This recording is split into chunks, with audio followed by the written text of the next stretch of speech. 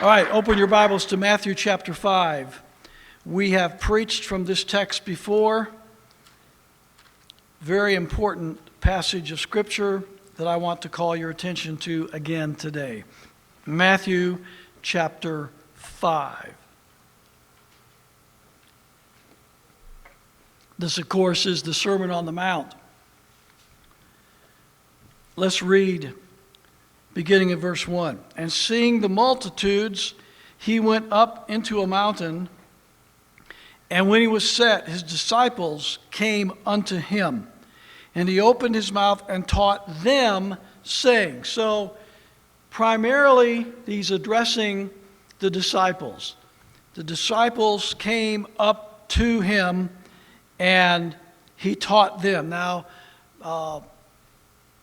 I think it's safe to say that Jesus also directed these remarks to the people that were within earshot of him as well. But the disciples were in front of him. They came to him, and he taught them, saying, Blessed are the poor in spirit, for theirs is the kingdom of heaven. First of all, let me just give you this outline.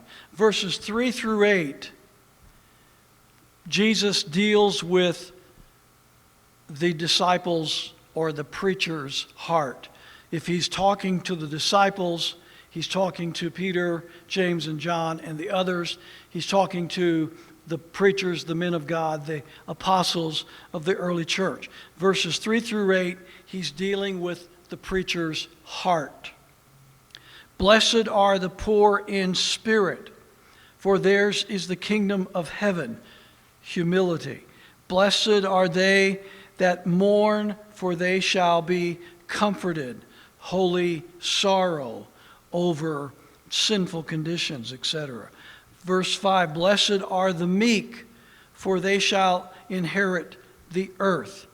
Blessed are they which do hunger and thirst after righteousness, for they shall be filled. Blessed are the merciful, for they shall obtain mercy.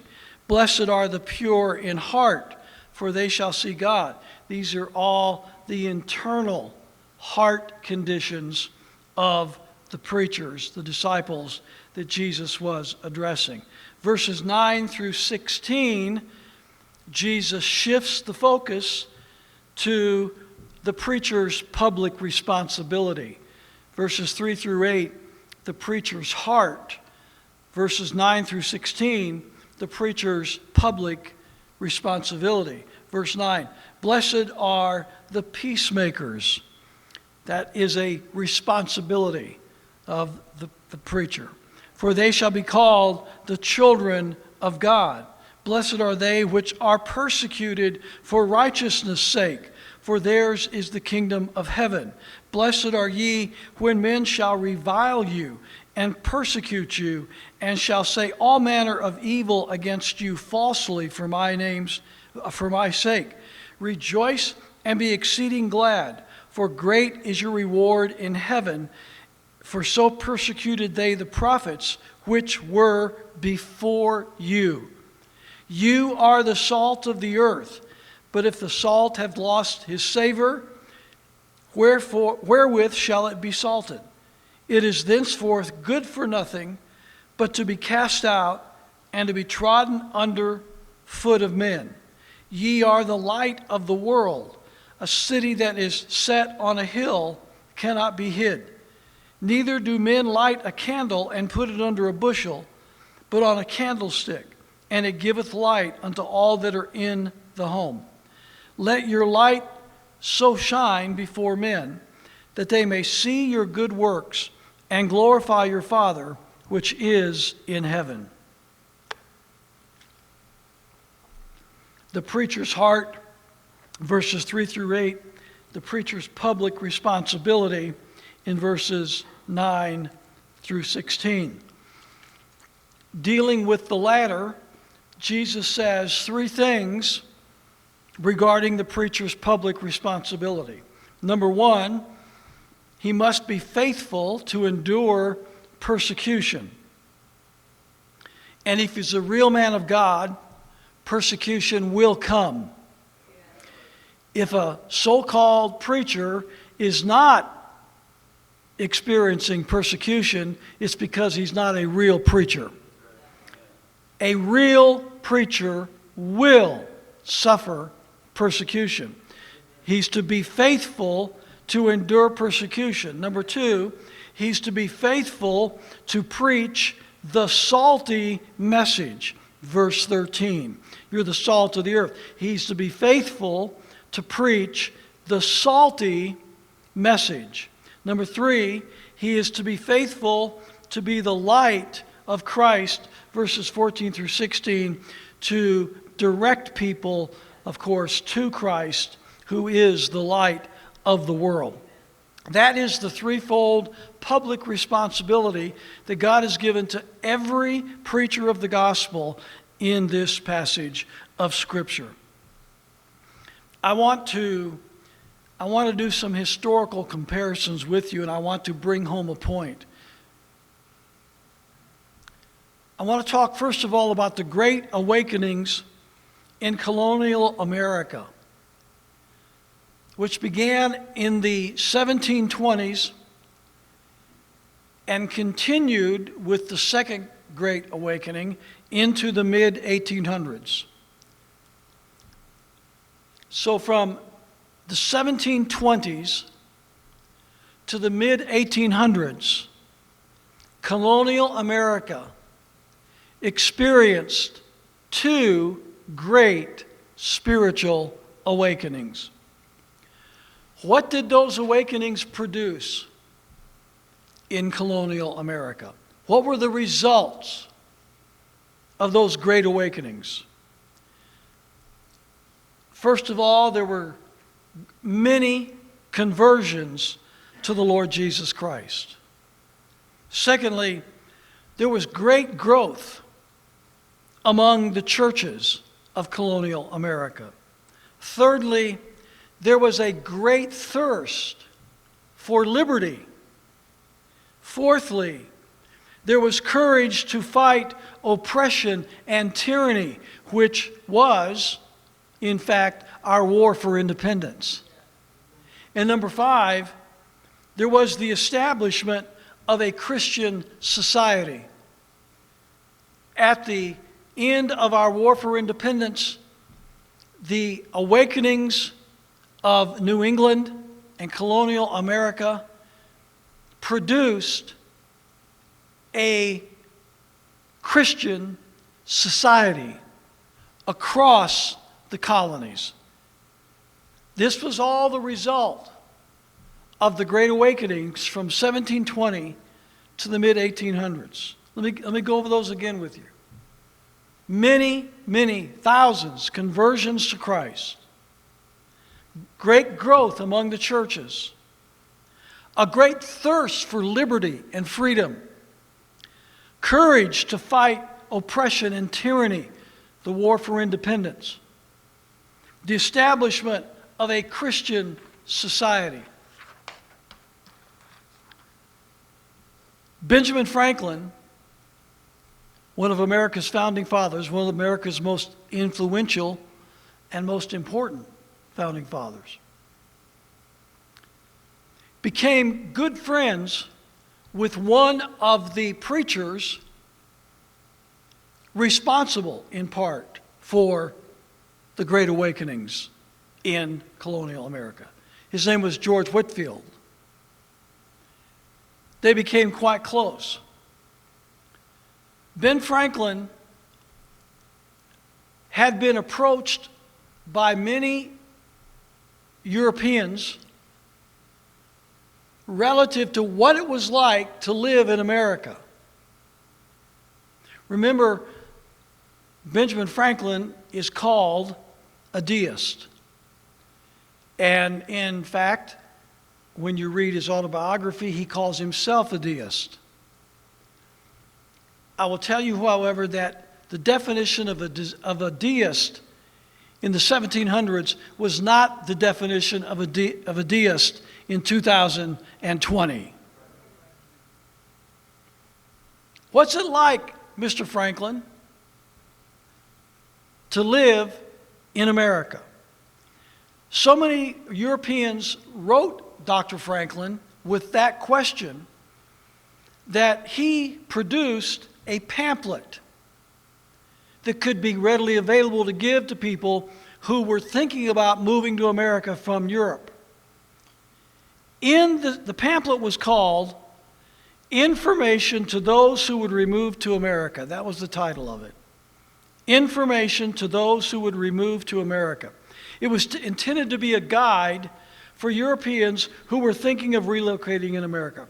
In that pamphlet, Benjamin Franklin wrote this: bad examples to youth are more rare in America, which must be comfortable consideration to parents. To this may be truly added that serious religion, under its various denominations, is not only tolerated, but respected and practiced. Atheism is unknown there. Infidelity, rare and secret, so that persons may live to a great age in that country without having their piety shocked by meeting with either an atheist or an infidel.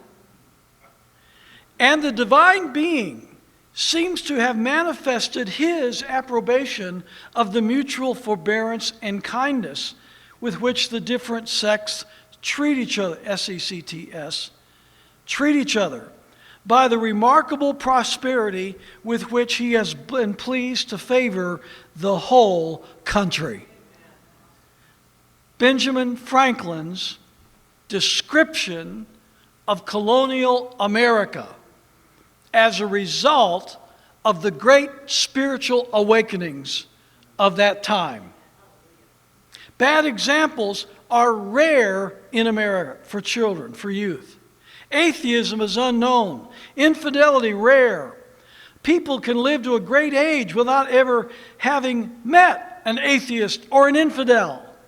That is the impact that the Great Awakenings had on society in the colonies during this point in our history.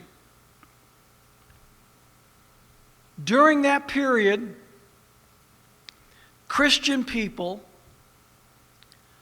looked to their pastors for their spiritual, moral, ethical, social, and yes, political instruction. Are you all awake? Yes, sir. I know you lost an hour's sleep last night. Stay with me. During that period, Christian people looked to their pastors for their spiritual, moral, ethical, social, and political instruction.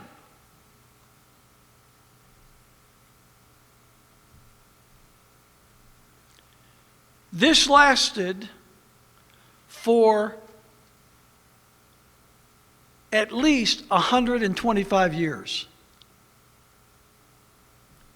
This was at least a 125-year period, the early formative years of our country. I want that fresh in your mind. Have you got it? 4 of you got it. Have you got it? Okay. By contrast, during the last 125 years of modern America, our country has experienced phenomenal church growth. Phenomenal church growth over the last 125 years. During this span of time, And under the influence of this dynamic growth of churches in this country, what has happened? Thousands of churches have been planted to the point that there are now over 300,000 evangelical churches in America today. Over 300,000. There are scores of mega churches. Churches with attendances in the thousands and sometimes multiple thousands. Scores of mega churches. Are you following me? I told you about 125 years of colonial history and the Great Awakenings and the result. I'm talking about 125 years of modern church growth. Thousands of churches planted, scores of mega churches, radio preachers by the hundreds, televangelists by the hundreds, Christian schools by the hundreds, colleges and universities by the scores. Unprecedented church growth. Are you hearing me? Thousands of churches planted, scores of mega churches, radio preachers, televangelists, Christian schools and colleges, unprecedented church growth. 125 years of this. What has been the result of this growth? Divorce has decimated America's families. Our entertainment industries have gone into the toilet. Our colleges and universities are hotbeds of atheism and whoredom. Our morals have sunk into a garbage heap. Our political institutions have become purveyors of socialism, warmongering, police state machinations, Orwellian surveillance society, dishonesty, bribery, etc. ad infinitum. Federal deficits and deficit spending explode as much under Republicans as under Democrats. Conservatives and professing Christians are as quick to live off the public dole as liberals and the unchurched. 50%, almost 50% of the American people are living off the government handout, taxpayer handout. That means they are living off the other 50%. Think of what this does to our debt-based economy. Think what this does to the taxpayers who are not on the public dole. We are paying taxes for millions of people who are choosing to suck off the teat of taxpayers' contributions, trying to be nice, contributions to the federal tax system. And I assure you, at least half of the half who are living on the public dole call themselves Christians.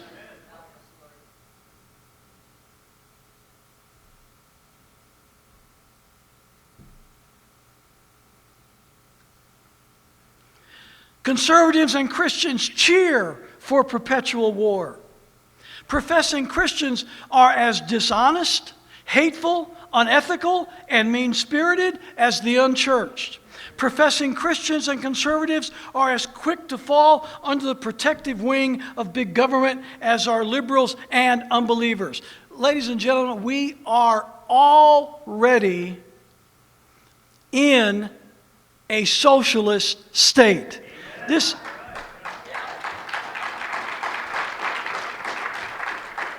idea that Americans reject socialism. Are you kidding me? They're taking every handout from government that they can get. They're taking every freebie. They're taking every benefit. They're doing everything they can to live off of the taxpayers as people that call themselves liberals. You're fooling yourself if you think the Republican Party is not as socialist as the Democrat Party. They're both socialist parties.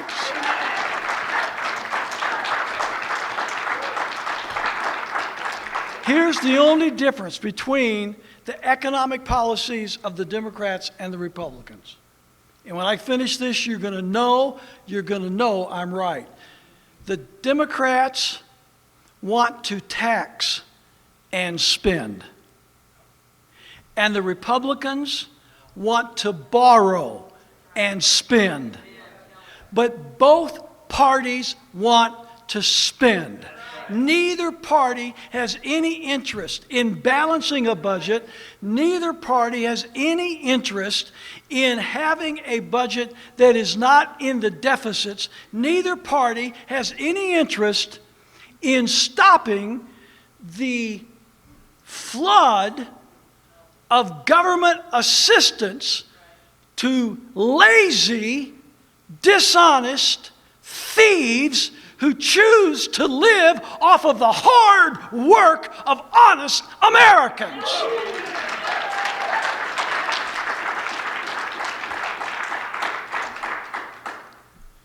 They all want the government help. I must just say, just to touch on the coronavirus situation. Fear and panic is the name of the game. Christians and patriots are as guilty as anyone else. When we succumb to fear and panic, and we foment fear and panic in our sphere of influence, all we are doing is assisting the growth of big government over our lives. That's all we're doing. Fear and panic resulting in a willingness to accept more and more government control over our lives. The virus started in China, but the U.S. is the largest depository of biological weapons in the world. I'll just say this at this point, that if, capital letters, if, there is ever a global conspiracy, not just about the coronavirus, but about anything else, if there is ever a global conspiracy, you can take it to the bank that the CIA, MI6, and the Israeli Mossad are behind it. You can take it to the bank. Trump just signed an $8.3 billion emergency aid. Where are you going to get $8.3 billion from, Mr. Trump? You're going to borrow it.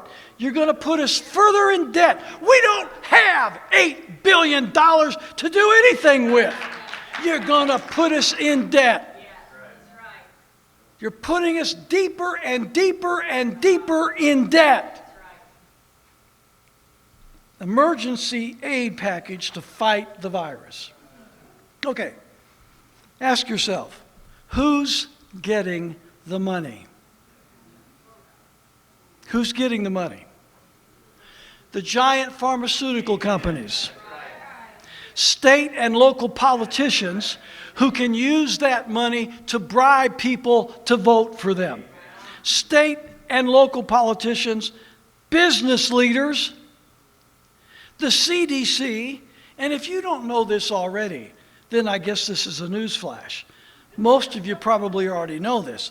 The Center for Disease Control is nothing more than a government lobby group for Big Pharma. That's all it is. That's all it is. CDC doesn't care about you, doesn't care about me. All it cares about is Big Pharma getting big bucks from your taxes. That's all it cares about. And the international bankers. I cannot take time to go into that in this message. You can do a little research. What's the old saying? Follow the money. This is just another bailout for the international bankers. This economy is in a fabricated, manufactured, phony bubble. None of it is real. The feds have been pouring trillions of dollars into the stock markets over the last 6 months or more. If the economy is so great, Mr. Trump, why do the feds have to put trillions of dollars into the stock market to keep it afloat? Why? Why are the American people working 2 and 3 jobs just to make ends meet? I mean, the honest people who aren't living off the government. It's a phony bubble economy that they keep propping up by borrowing more money that they don't have and putting more cash into the markets and into the economy to try and stabilize the country from going bankrupt. And the only reason that America has not already filed bankruptcy, I don't mean in the technical sense, I mean in the practical sense, is because we are the world's reserve currency. That is the only thing keeping the American dollar solvent. We are the world's reserve currency. The international bankers, big business, politicians, pharmaceutical companies, they're the ones getting the money. Of the 8.3 billion, listen to this, this will grab you. 7.8 billion of the 8.3 is earmarked as, I'm not making it up, quoting their own documents, discretionary appropriations. Discretionary appropriations.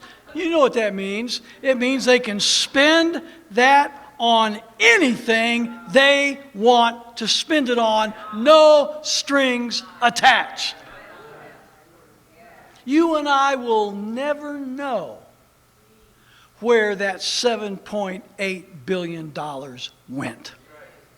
We'll never know. They will never tell us. So far, 12 Americans have died from the disease.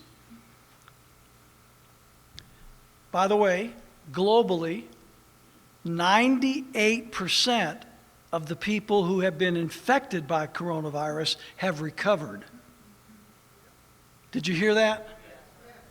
98% of all the people who have contracted coronavirus have recovered from the virus. They did not die. 98%. But did you know that since last September, October, November, December, January, February, March, 6 months. Since September, over 30 million Americans have contracted the flu. 10% of the population of this country has been infected by the flu virus over the last 6 months. And 18,000 have died from the flu in the last 6 months.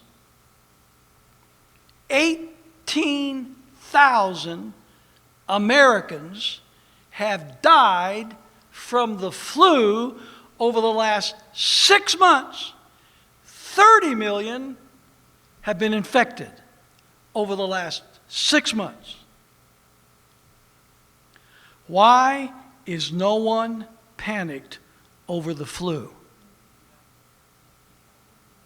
Why is there no talk of quarantine over the flu? Over 50,000 people die every year from the flu virus. 50,000 people. No panic, no alarm. Where is the $8.3 billion emergency aid package to fight the flu? You know the reason. Because Americans are desensitized to the flu virus. It's been around a long time. We've been dealing with the flu virus for many years. You and I both know that the people who normally succumb to the flu virus or to any virus similar are people who are already in a sickened condition, who are weak in their immune system, people that have other diseases already in their body. They've been fighting it, their body's weak, their immune system is down, and when the flu comes, it's the straw that broke the camel's back, and they pass away from it.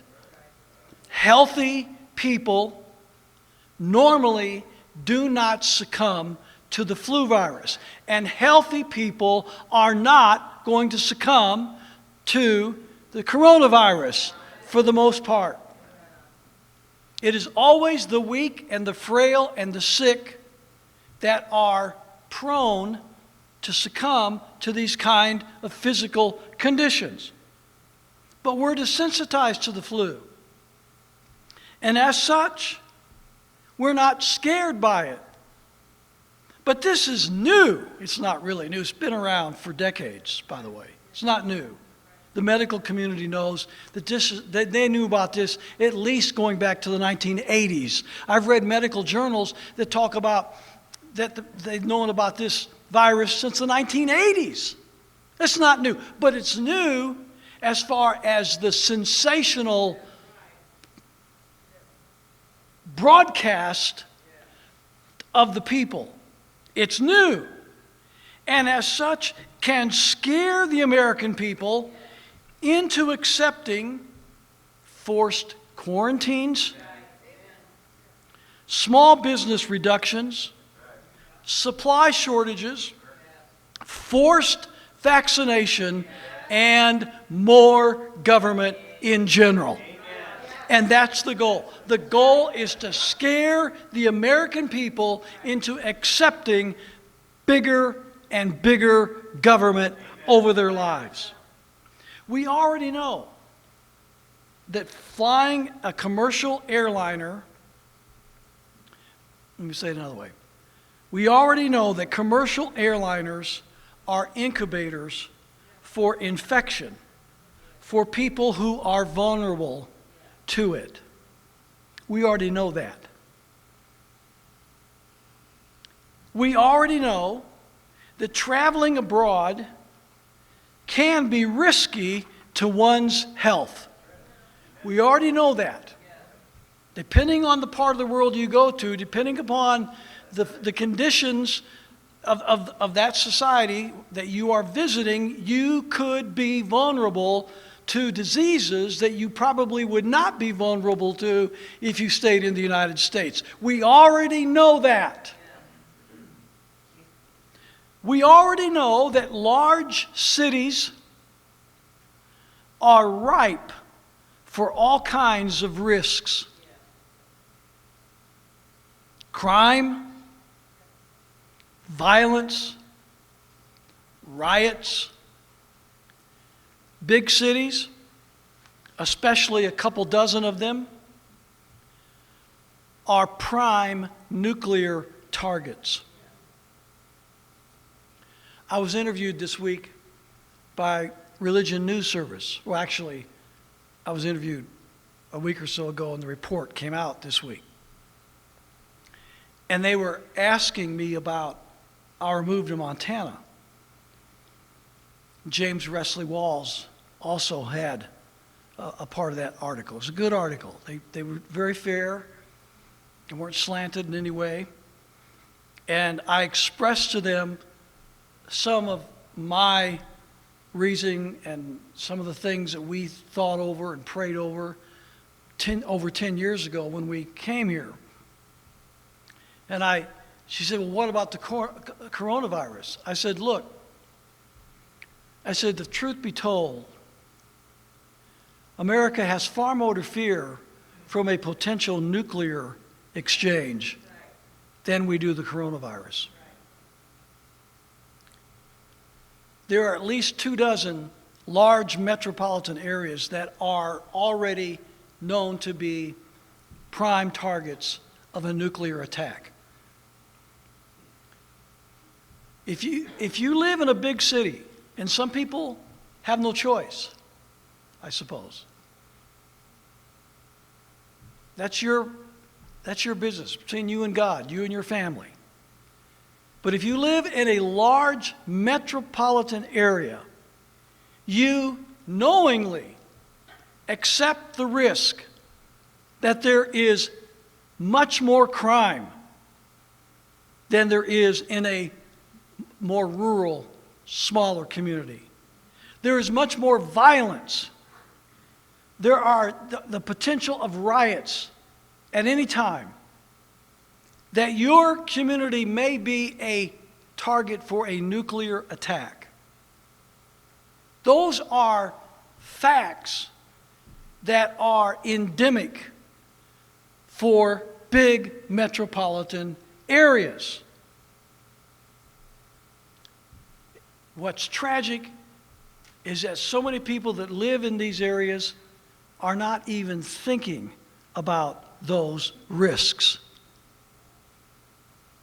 And when something happens, they act all surprised and shocked.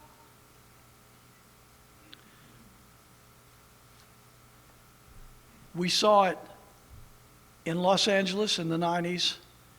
We saw it in New Orleans in 2005. What happens with emergency situations in large areas? Just to help you, when in LA it was the riots that broke out, uncontrolled, uncontained. In New Orleans it was Hurricane Katrina. Doesn't matter what the cause of the disaster or the emergency is. Whether it's natural, man-made, doesn't matter. The result's the same. What law enforcement is trained to do, and we saw this up close and personal, and there's some of the guys that are in this service today that saw this themselves, because when Katrina came through New Orleans and Mississippi, and the utter destruction and devastation that it inflicted upon those areas, we that were close by, we lived in the panhandle of Florida, just a few miles away, we, along with many other churches and organizations, participated in trying to provide emergency aid and assistance to those people. Water, food, clothing, medical supplies, etc. We packed up trucks full of these emergency supplies, and some of the men volunteered their time, and they drove the things. We concentrated more on Mississippi because everybody else seemed to be focused on New Orleans, and Mississippi was kind of left out of the limelight. So we did a lot in Mississippi, but we also went into New Orleans. I remember trying to get the supplies into New Orleans. Law enforcement, including the National Guard and other military units, surrounded the city, put an armed perimeter around the city, and would not let anybody in or out. They did not go in to try and help those people that were trapped inside. Gangs ruled the city of New Orleans for a week, 10 days or more. There was no law in New Orleans. Many of the police officers, for fear of their lives, joined the gangs in plundering the citizens of New Orleans. The atrocities and the violence committed in that place for that couple of week period of time is something out of a war zone. It was inhuman what happened inside that city. And there was no government assistance whatsoever available to those people. They set up that military perimeter. They would not let anybody in. They would not let anybody out. I remember watching the interstate systems leading into New Orleans backed up for miles and miles and miles with supply trucks. Some of them 18-wheelers. Some of them pickup trucks, every truck size imaginable. They were all filled with medical supplies, food, water, etc. And they were sitting dead on the interstate. They could not get in. They did the same thing in Los Angeles in the 1990s. When the riots broke out, they surrounded the inner city, and they would not let anybody in. They would not let anybody out. If you think that in a real emergency in these big cities that you're going to be able to call 911 and get help, you don't have a clue where you are living and what is happening in that place. If you live in a big city, you have to be willing to accept those risks. You're living with those risks every single day. Now, I hope you haven't lost my train of thought. I'm contrasting the results of the last 125 years of church growth in modern America with the 125 years of Christian growth in colonial America. Are you with me? Yes. You remember what the result was in colonial America after 125 years of great awakening, spiritual renewal. What's happened with all of the great church growth? Mega churches, TV preachers, TV evangelists, radio preachers, Christian colleges, Christian schools, 300,000 evangelical churches. What's happened to America? I've told you. And we know it. Now I want you to consider this. I found this a few days ago. A travel site, it's a large travel organization. They specialize in helping people with their travel plans, give him all kinds of information.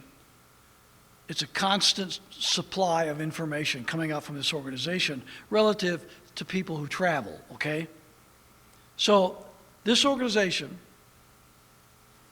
this week listed the top 10 most sinful states. That's their title, not mine. That's their title. Top 10 most sinful states. Are you ready? Yes, sir. Here they are. Here are the top 10 most sinful states in America. Number 10, Mississippi. It's rated number 1 for laziest. It's rated number 4 for greediest. Number 9, South Carolina. Ranked near the top in anger, hatred, and jealousy. There are more evangelical Christians per person in South Carolina than in any other state in the country. Number 9, most sinful state. Number 8, Illinois. It ranks 7 for vanity, 13th for anger and hatred. Number 7, Louisiana. Number 2 for anger, hatred, excesses, and vices. Number 6, Tennessee. Number 3 for anger and hatred. Number 8 for excesses, vices, and lust. Number 5, Georgia. Number 1 for jealousy. Number 6 for lust. Number 4, California. Number 2 for lust and vanity. Third most sinful state in America, Florida. Number 2 for jealousy. Number 3 for vanity. Number 2 most sinful state in America, Texas. Number 1 for lust. And number 1 probably doesn't surprise you, most sinful state in America, Nevada, the gambling and prostitution capital of America. Those are the 10 most sinful states according to this travel organization. Did you notice something? 7 of the 10 most sinful states are in the Bible Belt. They are in the Bible Belt, which means those states have more churches, evangelical churches. They have more mega churches. They have more radio preachers, more television preachers, more Christian schools and colleges. You go to Texas, go to Florida, you will find mega churches in just about every town of any size. Churches on every corner. In the community from which we came in Florida, and it's been 10 years, so my stats on memory might be a little faded. If I remember correctly, in the metro area of the community in which I live, there were over 200 Baptist churches alone. Just Baptist churches. That doesn't include charismatics or Pentecostals or Church of God or Assembly of God. Doesn't include Lutherans or Presbyterians or Catholic. There are over 200 Baptist churches in that community. And that community was a community of about 350,000 people.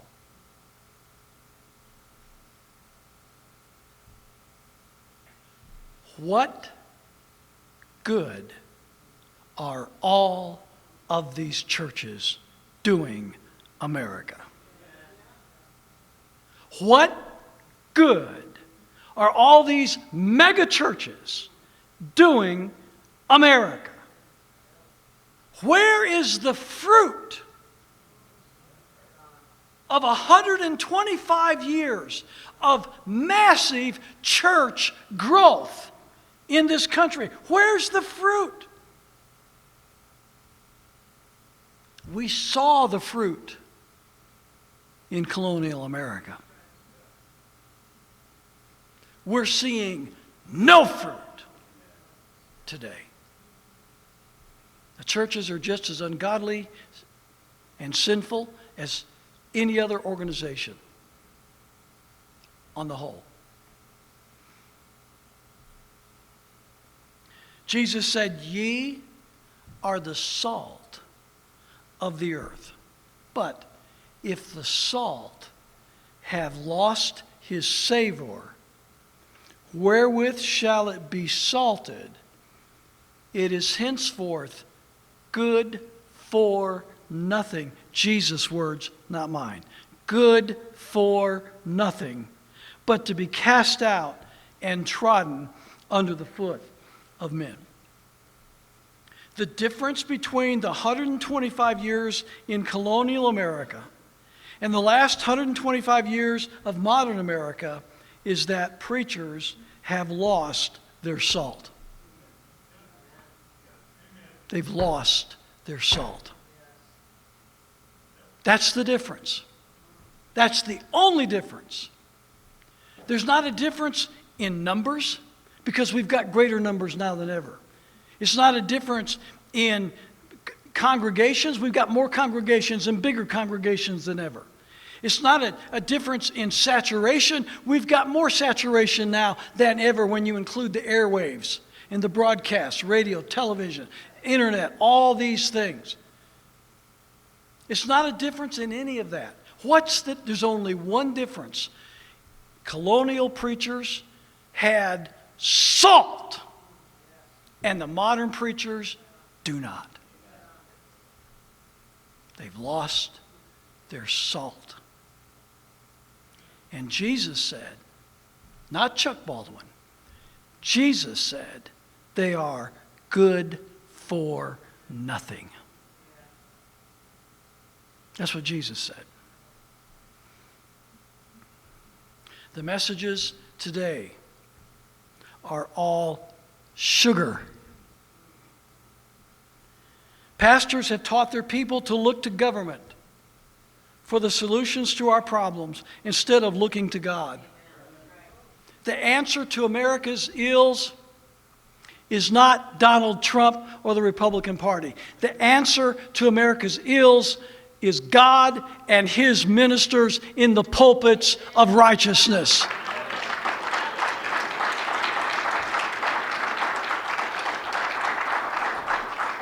But these pastors are not teaching their people to look to God or truth. They're teaching their people to look to government. Look to the White House. I've got a message looking for hope in all the wrong places. Looking for hope in all the wrong places. When you're looking for hope in Donald Trump, you're looking in all the wrong places. When you're looking for hope in the Republican Party, you're looking all in the wrong places. When you're looking for hope in Washington, D.C., you're looking for hope in all the wrong places. The hope is not in politics at all.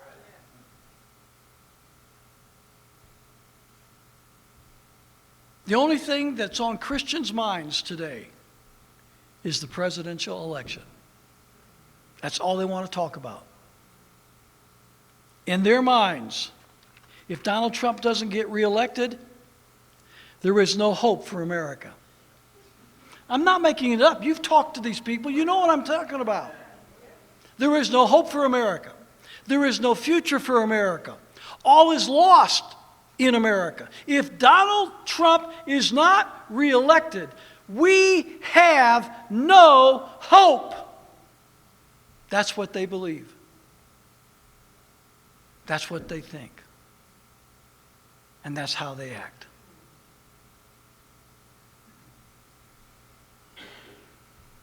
Can you imagine a generation of Christians placing the entire hope for their future, their children, their grandchildren, our freedom, everything about our country's survival in the hands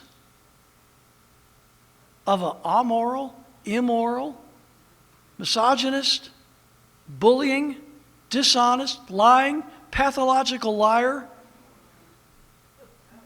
adulterer, serial adulterer. This is the man that Christians, and I was trying to say Christians and preachers at the same time. That Christians and preachers have placed their hope in. That's not an indictment against Mr. Trump. That's an indictment against every pastor and every Christian in this country who is looking to Mr. Trump for their future hope. That's the indictment. This was not the message of Colonial pulpits. Some of you bought a book that I made available not too long ago with some of the preaching of Colonial America. You won't read those kind of sermons in those books.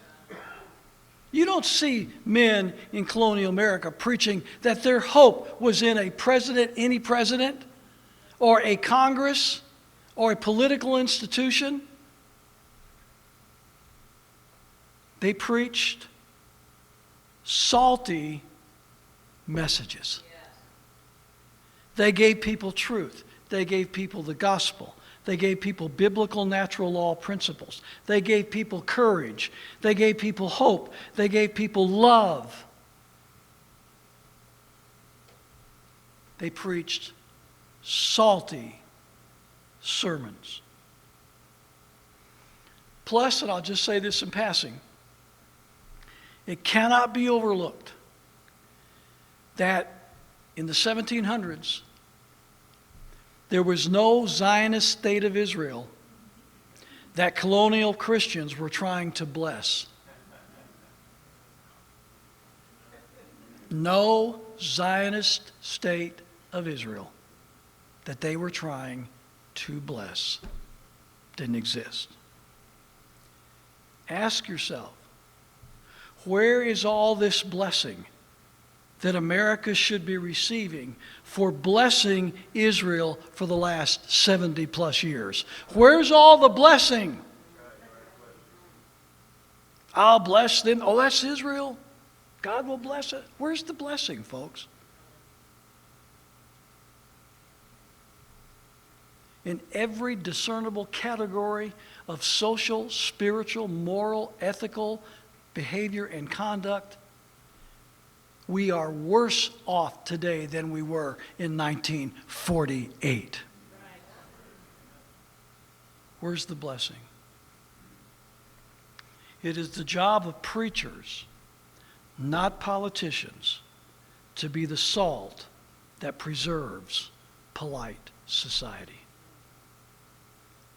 If Christians truly want a solution for America's ills, they will seek pastors who will deliver the salty sermons that God requires of them and seek to follow the truth in those salty sermons in their own lives. If people that call themselves Christians really want to save America, they'll get out of these saltless, sugar-coated churches, and they'll get into the real meat and men of God who are preaching the salty messages that God would have them, and they would adhere themselves to those messages, and they would put their hearts into those messages. They would become the followers of the truth contained in those messages. And the Christians would be the salt, the preservative in society that God intended that we be. Because we have saltless pulpits and sugar churches, the churches of America, for the most part, have lost the respect of the vast majority of the unchurched community. That is not smoke. That is fact. You can read every scientific survey that you want. They all say the same thing. Churches are less important today than ever in the minds of the average American person. Church attendance on the whole is dropping every year. 4,000 evangelical churches close their doors every single year in this country. Atheism and agnosticism, unbelief, infidelity is growing in greater percentages than at any time in American history. We now have, imagine, in Ben Franklin's time, he said you could live to a ripe old age and never meet an atheist. And I guarantee you, every college freshman that goes to any secular college or university is going to meet an atheist in the classroom the very first semester that they attend school. Atheism, agnosticism, infidelity is at a higher percentage than any time in America's history, and the chart is going like this. Next year, it'll be more than this year. The year after that, it'll be more than the next year. Americans are fed up with church. They're fed up with preachers. They're fed up with hypocritical Christians. They're fed up with gossip and slander and backbiting. They're fed up with the carnality. They're fed up with all of the hypocrisy that goes on in the churches. They are tired of it, and they are out of it. And we can sit back in our haughtiness and we can blame the ungodliness of these people who dare. How dare they not want to come to my church? Or we can get honest with God and realize that we have lost the salt that God placed in us as a body. And as a result, we are not preserving the decay and the deterioration of society. That's what salt does. It preserves. It doesn't allow the putrefaction to invade the meat. Keeps it pure and clean. Without salt, spoilage and decay comes quickly. We've lost our salt. And our society is decadent as a result. There are thousands of good men across America that are preaching the salty messages. There really are. Don't want you to be ignorant of this. There are thousands of good truth-telling pastors across America, but they are being overshadowed by the prosperity gospel, faith healing, feel-good, emotion-driven, Zionist-loving megachurches that have poisoned Christian fruit and influence and have sucked the salt right out of the country. And Christians go to these churches for the entertainment value and the feel-good value and the self-importance value. I can be somebody of importance over there. I can have a position. I can have power. I can have authority. I can fuel my ego and my pride. And I can be a big shot in that congregation. And the so-called pastors love people like that because it brings in the crowds and the money. And they get to take their months-long paid vacations every year. And they get to go to the golf course 3 or 4 times a week. And they get to socialize with the money people in the community. And they're invited to the clubs and the social programs. And they're given notoriety. They love it. The proud feeding the proud. The greedy feeding the greedy. The base feeding the base. All in the name of God.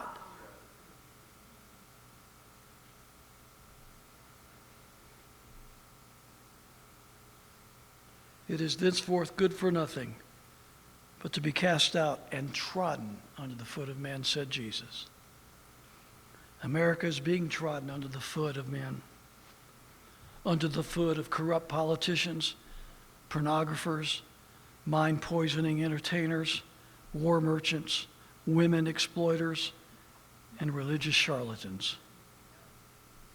And the blame lies with the American pulpit and with the people in the pew who tolerate and support these saltless pulpits. If you really want to do something for America as a Christian, and you're serious about serving God, you will leave these saltless, sugar-coated churches.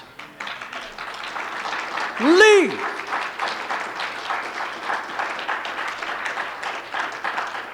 The congregation you go to, where there's a salty preacher in the pulpit, might be a lot smaller than what you're used to. Most of the congregations in Colonial America were under 100. If there was a church that had over 100 in it on any given Sunday, at that era in our history, that was a large congregation. They might not have the programs that you think you've got to have.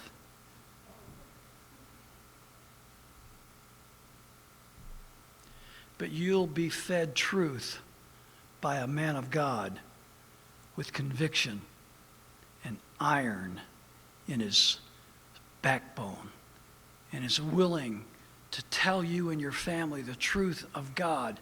And if you will follow that man of God and listen to the truth that he gives you, your children and your family will be much better off than they are in that entertainment-oriented, recreation-oriented, glorified social club that you're in right now. That will have no redeeming value whatsoever in your kids' lives. Most of these people that have rejected the church were raised in church.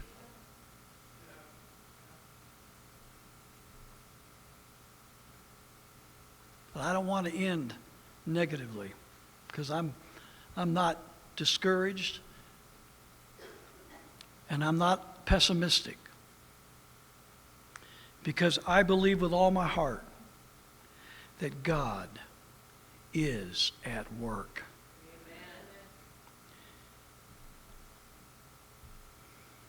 Great Reformation threw off the tyranny of Romanism, led to the Great Awakenings in Colonial America, which led to the creation of this greatest free nation, at least at one time, that ever existed, and the establishment of a Christian society throughout the country.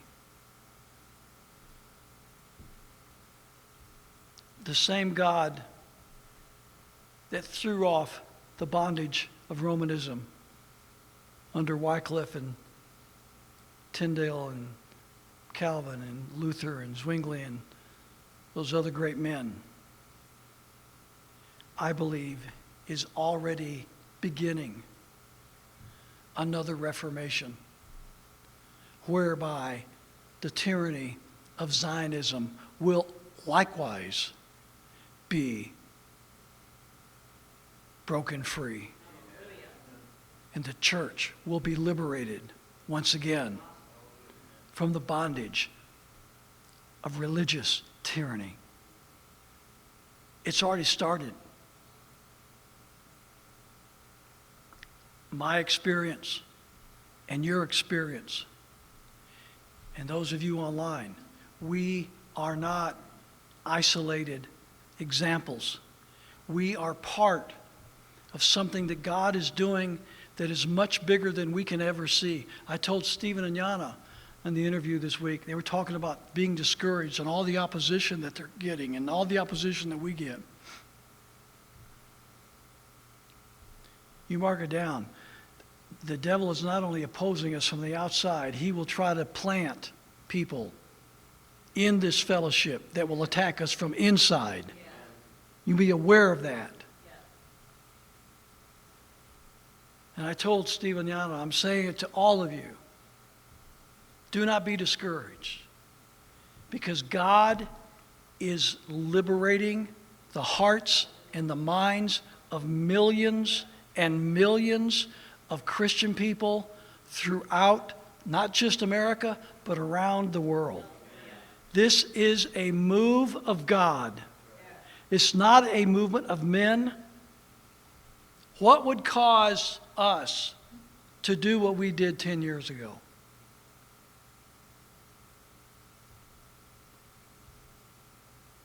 That cannot be explained in natural terms. There was something supernatural about that.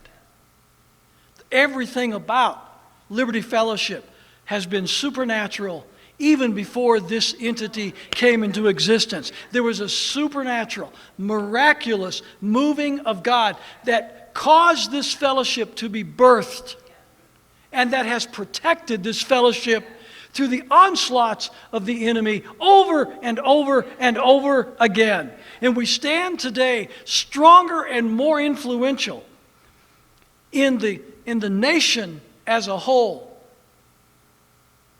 than we have ever been in our going on 10 years of existence. People are responding to this message in mass.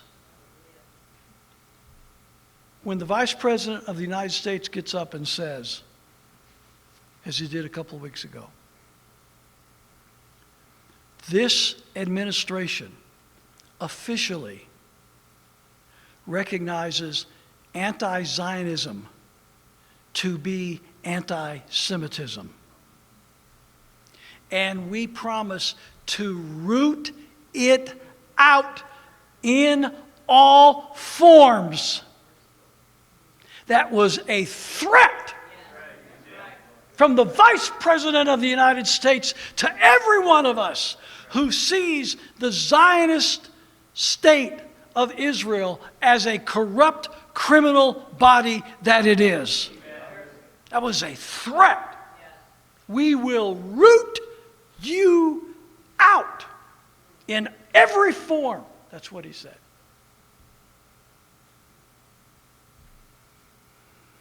Why would the Vice President of the United States feel compelled to make such a threat? Because that's what tyrants do when they lose the moral and the intellectual argument. When they lose the intellectual argument, when they lose the moral argument, when they realize that their lies are being seen through, and that their phony facade is breaking down, and people are beginning to recognize the error for what it is, they have no recourse but to resort to threats of violence. What that means? That means Mike Pence and Donald Trump and Mike Pompeo and Nikki Haley and all those other Christian Zionists in Washington, D.C. are scared that they are losing the battle. That's what it means.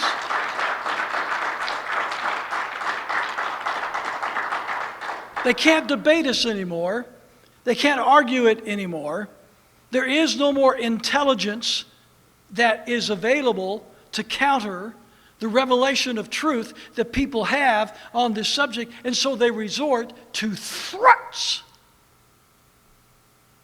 of government force. That's the only thing tyrants know how to do. So they are really, we need to applaud them. You are all, Mr. Pence, God bless you. You are indeed a faithful, loyal, dedicated, true Zionist. Because that's what Zionists have been doing ever since they were created as a state in 1948. And you're behaving the same way. And so the president signs an executive order and says to all the all the secular state colleges and universities, if you have a professor or a student who criticizes either Israel or Zionism, you will lose all federal funding for your university. And that professor, if he or she doesn't stop criticizing Israel or Zionism or both, will need to be fired.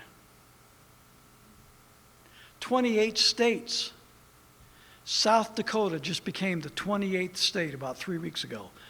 28 states have anti-BDS laws, which violates the freedom of speech, and the First Amendment violates the freedom of commerce, trashes the First Amendment. It makes the American people, the citizens of South Dakota, Texas, Florida, all these other 28 states, it makes the citizens of those states, in essence, sign loyalty oaths to the state of Israel. That's what it does.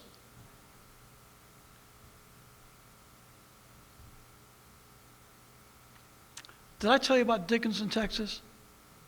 2017, when Hurricane Harvey came through, and the citizens were eligible for emergency aid, but before the city of Dickinson would release the funds to the American citizens, the citizens of the city of Dickinson, who needed the emergency assistance from Hurricane Harvey and were eligible for it,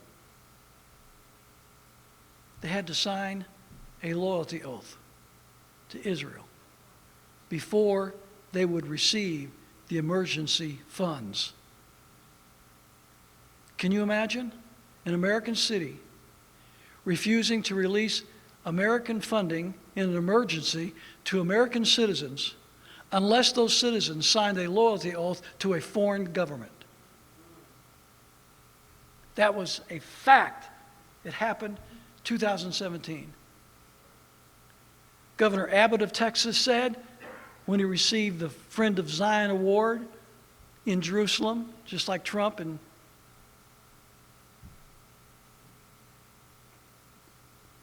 Pence? Who was the other guy? Bush. G.W. Bush and Trump both received the same award. He said, anyone who is an enemy of Israel is an enemy of Texas. Wow. I thought a governor took an oath to the Constitution of the United States. When did Governor Abbott take an oath to the state of Israel? And what does he have in mind for the enemies, the citizens of Texas, who want to engage in their First Amendment rights to boycott the state of Israel with goods and services in the way they spend or don't spend their money, and in their speech, whether they criticize or not a foreign government? What does he have in mind for those enemies, the citizens of Texas, who refuse to sign loyalty to the Israeli government? What does he have in mind for them, I wonder? He didn't say. Jail? Imprisonment? Torture? Death? What does he have in mind? Enemy. This is how influential Zionism is in this country. Benjamin Netanyahu got up on February 12th of this year and bragged and said that the Zionist state of Israel, has manipulated the state governments in the United States to be sure that they passed anti-BDS laws in their states. He bragged about it. And 28 states have done it. I pray to God, in this fellowship, I tell you, we will be in this fight if it ever comes to Montana. But the day comes that the Montana legislature takes up a bill to oppose its citizens from participating in BDS causes, we will be on the front lines of that protest and praying to God and doing everything to convince our legislators that that is one of the most un-American bills that could ever be passed in a state legislature, to demand that a state, a group of people, Americans living in a state collectively under the flag of the state of Montana, would be required to swear loyalty to a foreign government, in my opinion, is treason.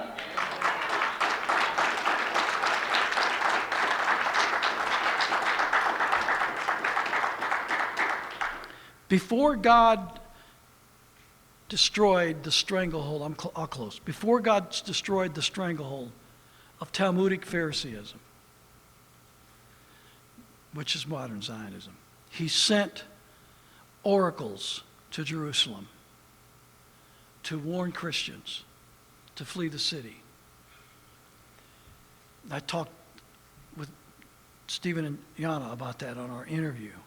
And I go into this at length in my message, the destruction of Jerusalem. Between 1 million and 2 million people died in that horrific siege.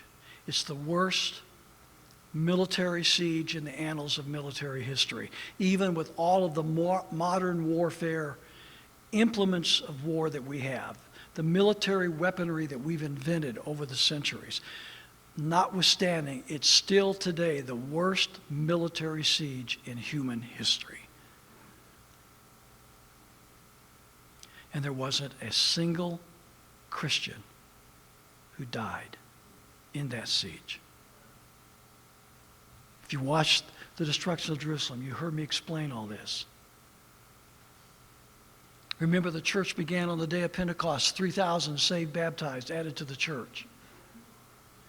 Within a short period of time, church history tells us, in the city of Jerusalem, there were 100,000 Christians, at least. 100,000 Christians in the city of Jerusalem alone. Think about it. Think about all those thousands and thousands of Christians. Many of them fled because of persecution, no doubt. But not all. The apostles were still there, most of them. The church was still there. Thousands of them were still there. When you read the book of Acts, the story of the life of the Apostle Paul and his missionary journeys and so forth, he was even leading the churches in other areas to give support to the suffering saints in Jerusalem. You remember those scriptures? The saints were there. The Christians were there. But by the time 68 AD rolled around, and the siege was just starting, a 2-year siege, God sent oracles to the Christians in Jerusalem. Get out of this city. God is going to annihilate this city. Of course, the recalcitrant Jews, they paid no heed. But the Christians knew this was of God, and they left. And by the time the siege commenced in earnest and was fulfilled in 70 AD, 1 to 2 million people slaughtered, and not a single Christian among them. And those Christians went into the ends of the earth preaching the gospel of the new covenant, telling people that Jesus died for their sins. By grace through faith are ye saved. Trust Christ and Christ alone. And they evangelized the known world. And eventually that evangelization spread to all parts of Europe and then to America. And here we are. The great-great-great-great-grandchildren of those Christians in Jerusalem who heard the oracles of God and fled a doomed and damned city and went on to evangelize the world. Before God destroyed the stranglehold of Talmudic Phariseeism, he sent oracles to Jerusalem to warn Christians to flee. This they did. And God used them to bring the message of the new covenant and the doctrine of grace to the world. I believe God has sent and is sending oracles to the church today to warn them of his coming judgment upon this reincarnated Talmudic Phariseeism, which is nothing more than Judaic and Christian Zionism. And the exodus out of these spiritually tyrannous churches has already begun. The Reformation has already begun. The Exodus has already begun. 50 years from now, 75 years from now, people will look back on this period of church history and they will see the godless Zionist movement for what it was. And they will have utter contempt for the so-called Christians who allowed themselves to be deceived and controlled by this evil doctrine.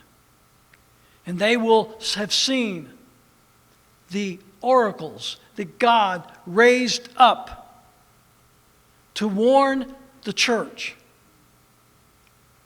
and to bring them out of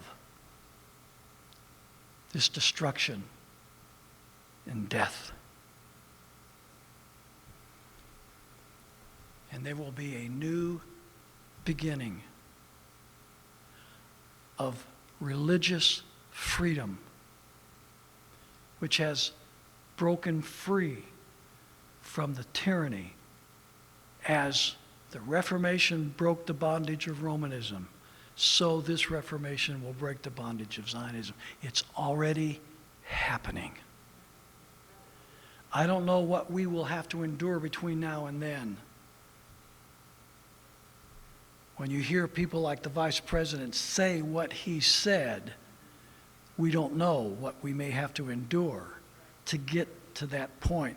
But I tell you what, the President, the Vice President, the Secretary of the State, the pastors of the biggest mega churches in America, all these people that are promoting the doctrinal garbage of Christian Zionism are no match for God and His truth.